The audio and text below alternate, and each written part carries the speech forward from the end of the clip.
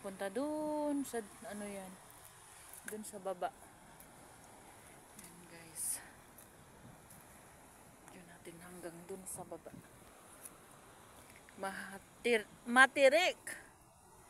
Delikado yung mga bato kasi kaya hindi ako bababata. Natatakot ako.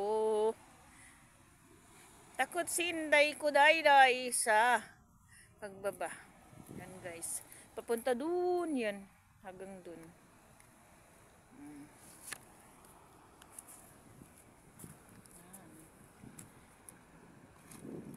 Hala, muntik na.